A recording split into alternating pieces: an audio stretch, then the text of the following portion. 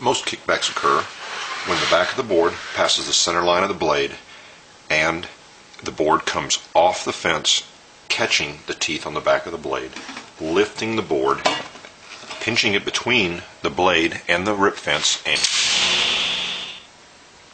the blade is spinning towards you as it cuts the wood.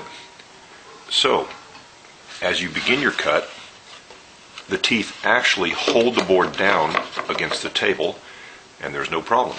But as you continue your cut and you get past the halfway point of the blade, the teeth on the back side of the blade actually lift the board off the table. Now, if the board does get caught on the teeth on the back of the blade and gets pinched between the rip fence and the blade, it's thrown back at the operator at a high rate of speed, and if you're lucky, it'll fly over your left shoulder. If you're not, it'll hit you head on, and it hurts.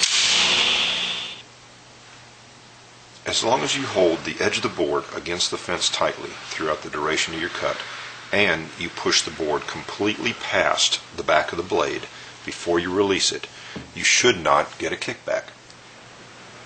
Your hand placement and pressure are very important in keeping the edge of the board up against the fence.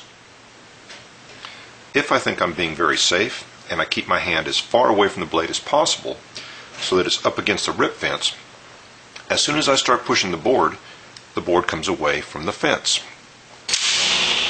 You've got to get your hand more in the center of the board with your thumb behind the back edge of the board, putting pressure at an angle, trying to keep the front of the board up against the fence.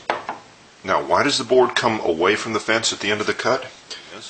You're not pushing the board all the way through the cut before you take your hand off the board. Using a push stick when the board is 6 inches or wider can be dangerous also. We simply don't have enough points of contact to hold the board against the fence as we push.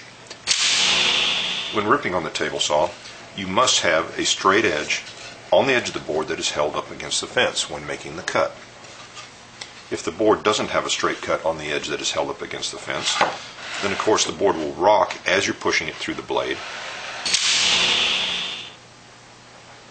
Trying to cross-cut a board that is longer than it is wide using the rip fence on the table saw will almost always result in a kickback.